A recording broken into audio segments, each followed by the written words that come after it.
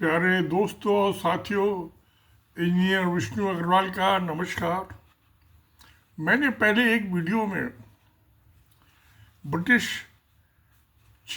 Police chief की जो intelligence gathering थी यूनिट, उसकी रिपोर्ट के मामले में और ब्रिटिश होम डिपार्टमेंट की जो रिपोर्ट थी उसके मामले में कहा था कि कैसे इंडिया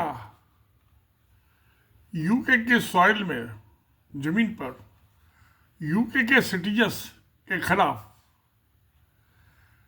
टेरर एक्टिविटीज कर रहा है।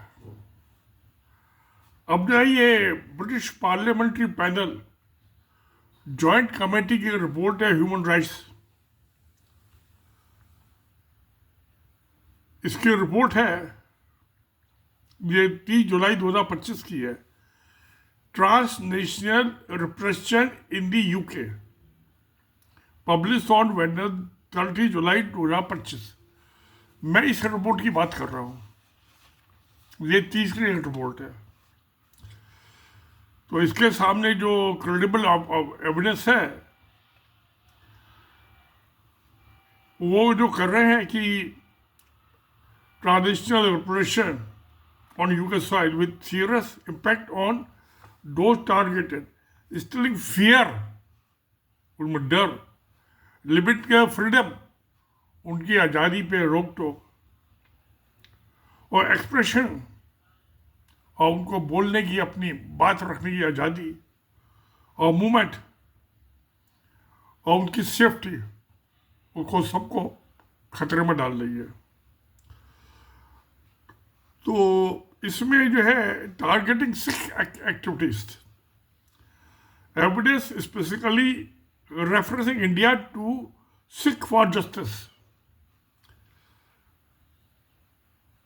जिसको इन्होंने इंडिया ने अनलॉफुल एसोसिएशन डिक्लेयर किया हुआ है,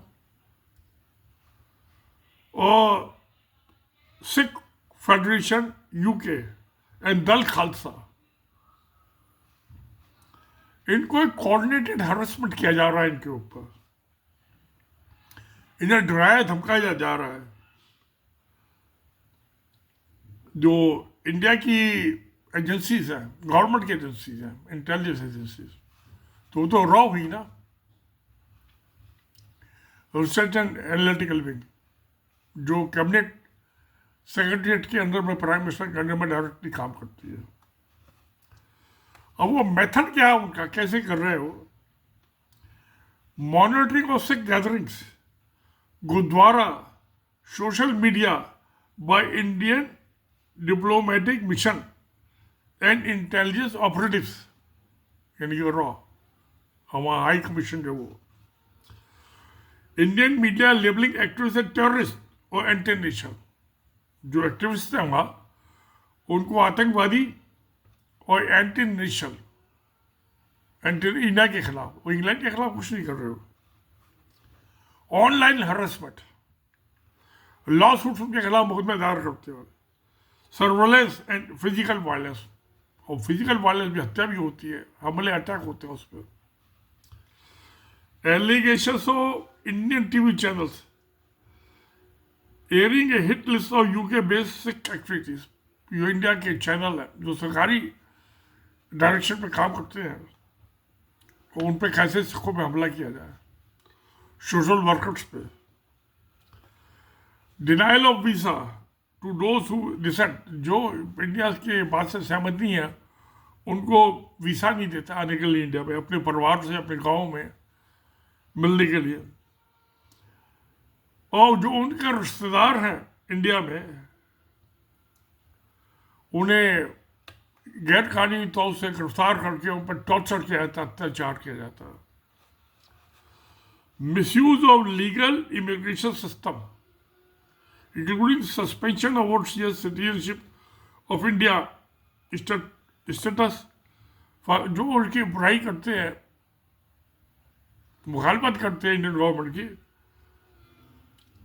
तो उसको जो ओवरसीज वीज़ा है सिटीजनशिप का, वो भी नहीं देते। और इस तरह से ये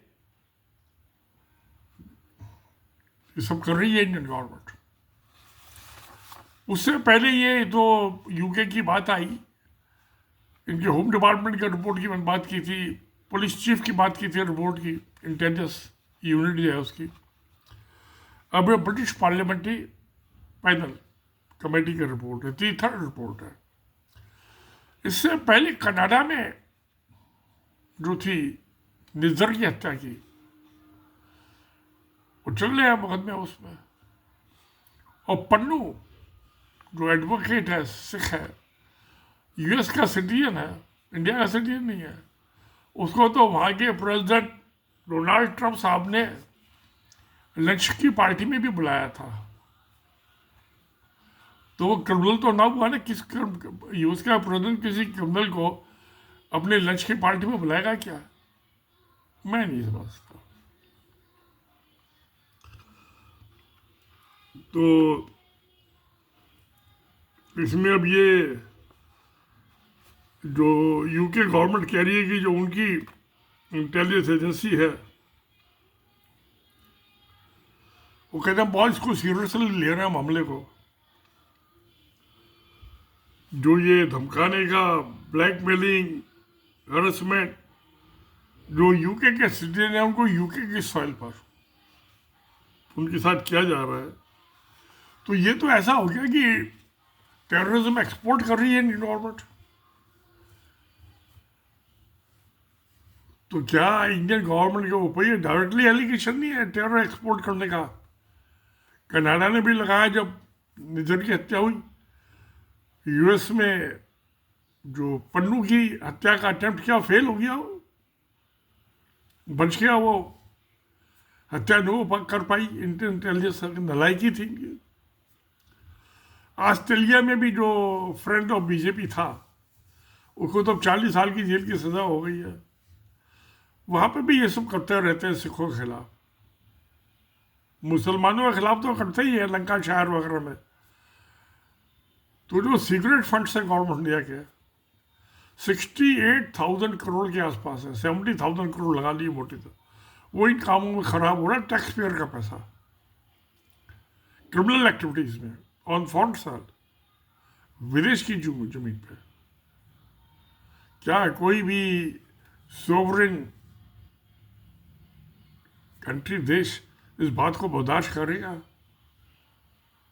अगर जो इंडिया में कोई दूसरी देश से करने लगे तो इंडिया भी बर्दाश्त नहीं करेगा, कोई भी नहीं करेगा। मगर इंडियन गवर्नमेंट कर रही है। ये जो इन्होंने सब एक्टिविटी का क्या है, ये 2022 से इन्होंने किया है। ये 30 जुलाई 25 की रिपोर्ट है 2022 से, जो क्या इसमें और भी ऐसी दूसरी कंट्री वो भी करती हैं।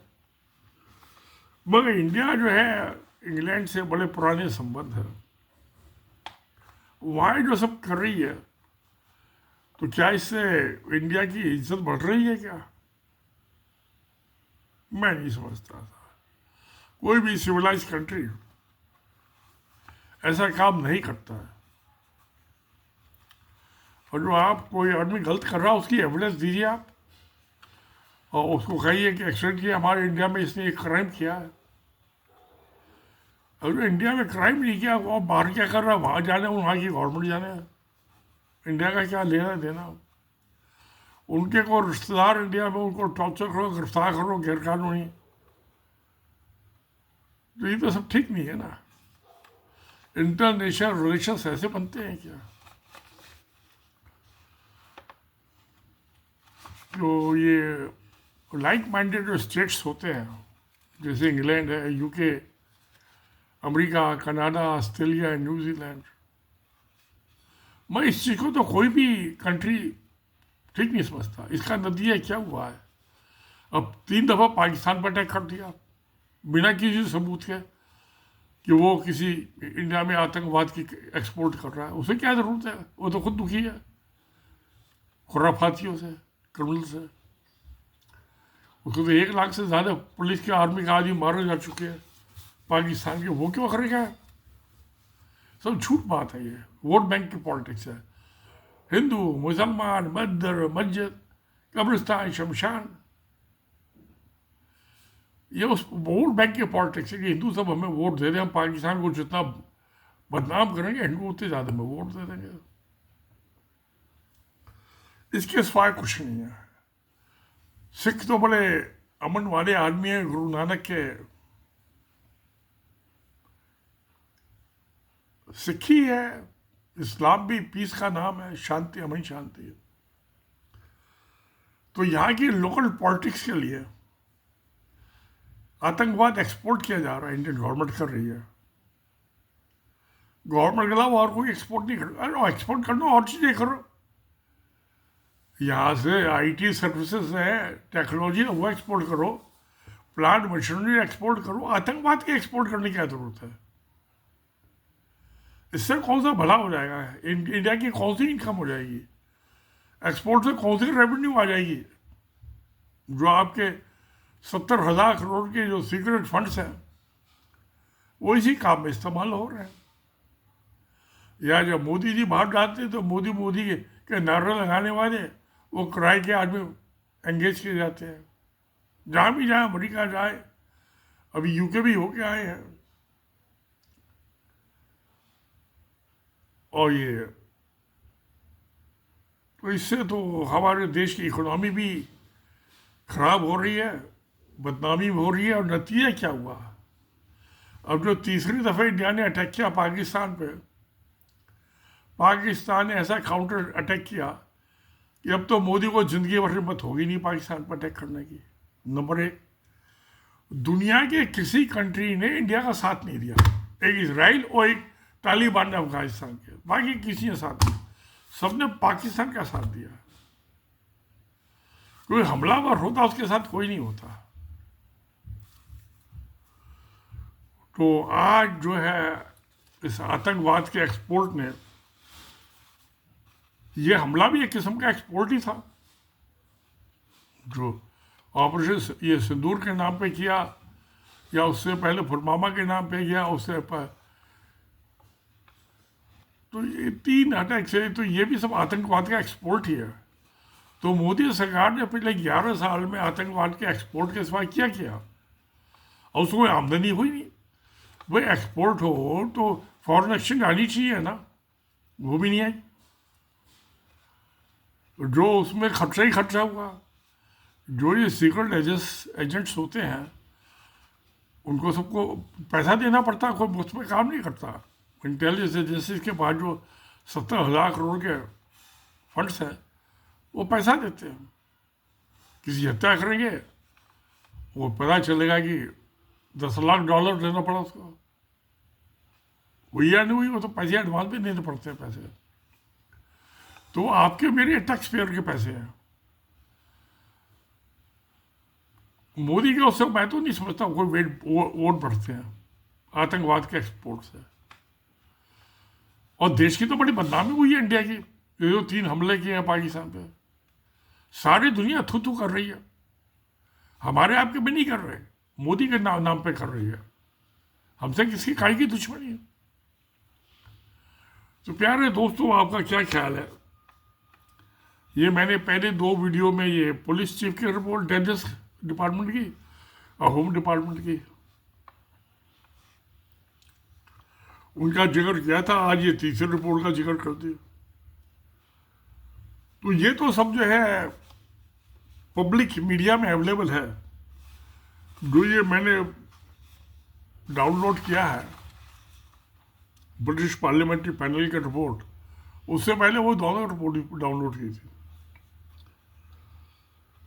और ये 22 से जो है 2022 से और 2025 48% जो है इलीगल एक्टिविटी बढ़ गई है। टेरर का एक्सपोर्ट 48% बढ़ गया। ये ये M15 जो है इंटेलिजेंस एजेंसी यूके की, ये उसकी रिपोर्ट है। M15 जो है वहाँ की लोकल विद इन यूके करती है, वो फॉर्म नहीं करती है। फॉर्म तो 16 करती है, M16। तो प्यारे दोस्तों, कोई अच्छे हालात नहीं है, बदनामी के सिवा कुछ नहीं मिल रहा। यही सच्चाई है। तो सत्यमेव जयते। नमस्कार, धन्यवाद।